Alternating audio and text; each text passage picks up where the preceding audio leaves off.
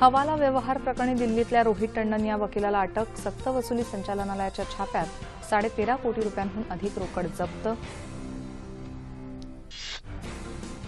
लष्कर-ए-तैयबाची अल Mahmadia students ही विद्यार्थी शाखा दहशतवादी असल्याची अमेरिकेची घोषणा. या संघटनेच्या 2 प्रमुख म्होरक्यांवरही घातली बंदी. मध्य रेल्वेच्या कल्याण आणि विठ्ठलवाडी स्थानकादरम्यान उपनगरी रेल्वेचे 5 डबे आज पहाटे रुळावरून घसरले. जीवितहानी नाही, मात्र रेल्वे सेवेवर याचा मोठा परिणाम. पुढल्या 10 वर्षात भारतीय वायुसेनेला 200 ते 250 लढाऊ विमानांची गरज असल्याचं हवाई दल प्रमुख अरूप राहा यांनी केलं स्पष्ट. चीनच्या प्रतिक्रियेकडे दुर्लक्ष करण्याचा सल्ला. माजी प्रशासकीय अधिकारी अनिल बैजल यांची दिल्लीच्या नायब राज्यपालपदी नियुक्ती.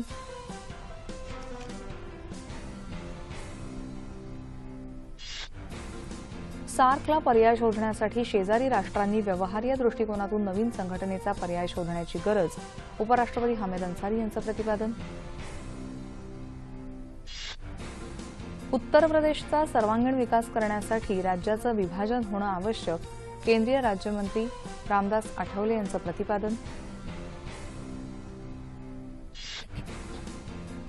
1 कोटी रुपयांपर्यंतच्या गृह, वाहन, शेती आणि अन्य स्वरूपातील कर्जफेडीसाठी रिझर्व्ह बँकेनं दिली 90 दिवसांची मुदत.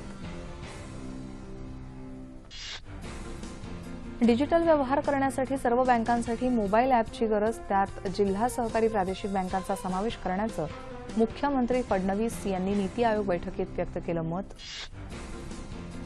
डिजिटल व्यवहाराबाबत सर्व शंकांचं निरसन करण्यासाठी नॅस्कॉमला दूरसंचार सेवा प्रदात्यांच्या सहकार्यानं नीती आयोग लवकरच 14444 ही हेल्पलाईन लवकर सुरू करणार.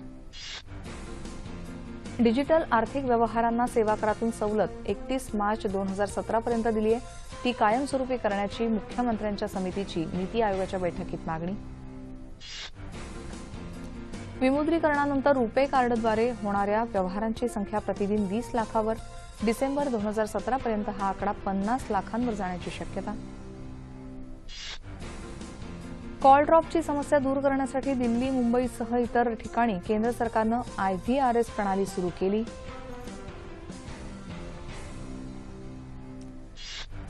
नगर परिषद निवडणूक प्रचारात कथित वादग्रस्त वक्तव्य केल्याबद्दल भाजपा प्रदेशाध्यक्ष रावसाहेब दानवे यांच्या विरोधात पैठण पोलीस ठाण्यात गुन्हा दाखल.